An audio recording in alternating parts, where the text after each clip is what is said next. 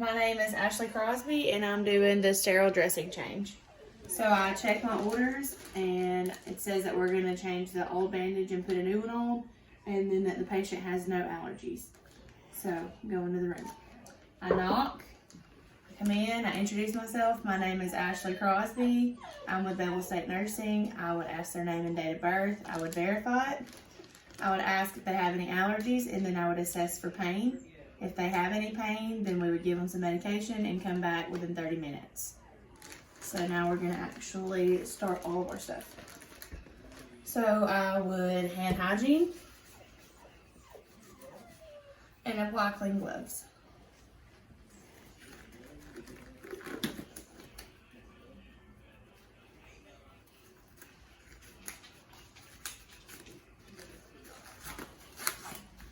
Okay.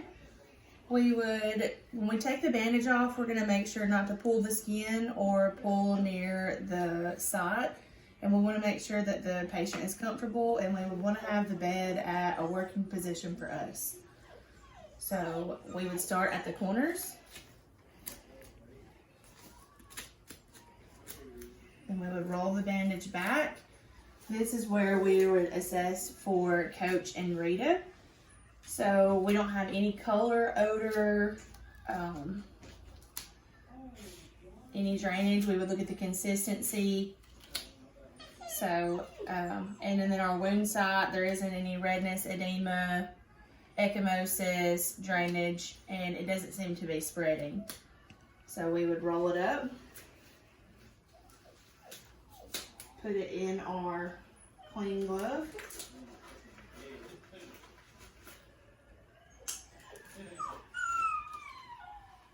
Throw away. We would hand hygiene. And when we go to document, we would want to say that our site is about 8 inches long. It has 8 staples. It's about 1 inch wide. And since it is staple closed, there really isn't any thickness going down. So very minimal. So now we're going to set up our sterile field. So we have our normal saline.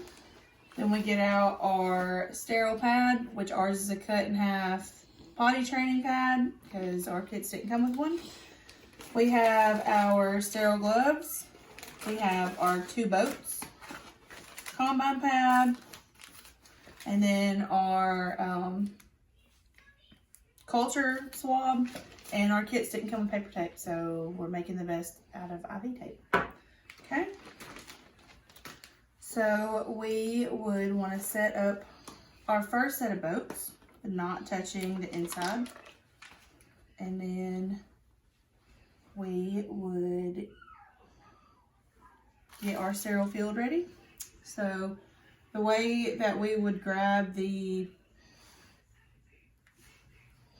pad, I guess you'd call it, you would want to stay around the border. You would want to lift up and step back and let it fall naturally. You can only touch the outside borders. So you would go up, lay it down, which of course, you know, we would have more room in an actual medical field, not my kitchen table. So we would grab our other set of boats, I guess, of gauze, roll it, drop it 4 inches above. We have our combine pad, which we would want to roll and not touch. We have our culture swab. Whoa, Nelly. There we go. You would want to grab your normal saline on the label. So I've checked it. It hasn't expired. It says 12/25 of 20. We would want to remove our cap. Go and lip it. And lip it again. Then we would pour it on one set of the gauze pads. Okay. We would cap it. Hand hygiene. And now we're going to apply our sterile gloves. So we open them, pull them out, unfold away from us.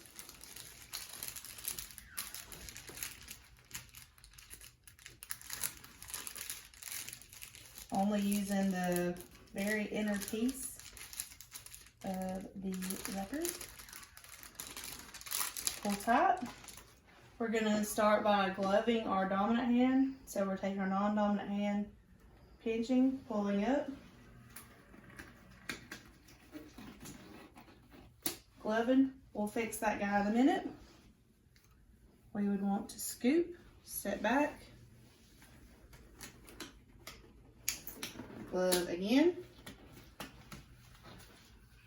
We can fix all the fingers once we have it on. I hope this happens to y'all in real life because it's terrible at home. It's awful. Okay. So now we're going to clean it.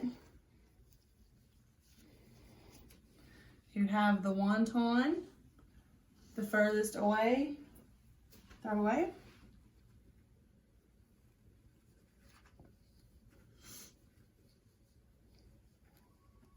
Bear with me. Wonton. And then the next one will be down the actual side. Now we're going to get our culture. And we would normally have something to put it in to send it to the lab, but since we're at home and we have COVID, we don't have the appropriate stuff. So we would just set it to the side and it would be in the appropriate packaging. So now we are going to put the wet on first. Drop.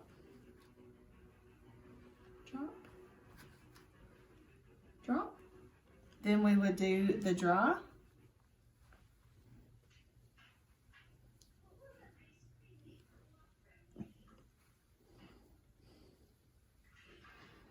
Dry. Then we would get our combine pad and we would want to have it blue side up. And we would place it down. And here you could either choose to clean up or go ahead and tape. Since it's really difficult to tape with gloves on, I'm going to choose to clean up.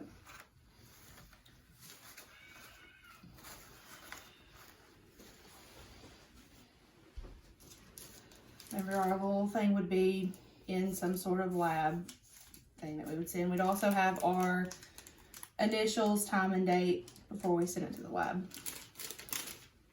Remove our gloves.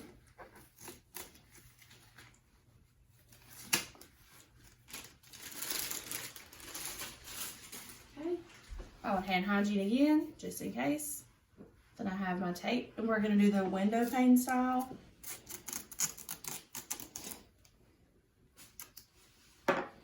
And tape is never sterile, so.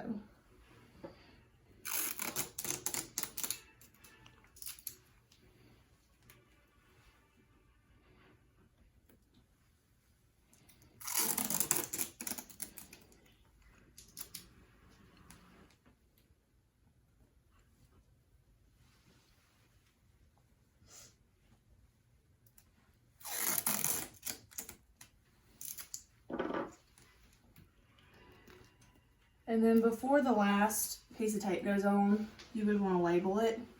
You would want your initials and the time and the date. So ACO 900 or 6/17.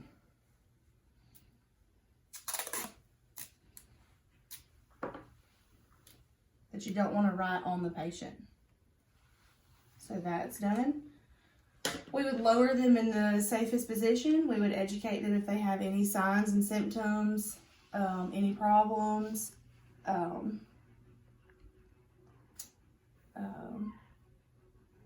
then you would go and head out to document. So I would hand hygiene before I leave. And then I would document in the computer. For Mr. Doe, that he has a post-surgical abdominal incision. It's 8 inches long, 1 inch wide, not really any thickness. There is 8 staples. Our coach would be, you know, the color, odor, amount, consistency, and how well he tolerated it. There wasn't any odor, light pink on the bandage, very minimal tolerated well, pulling the dressing off and putting it on. There wasn't any redness, edema, bruising, drainage, no spreading.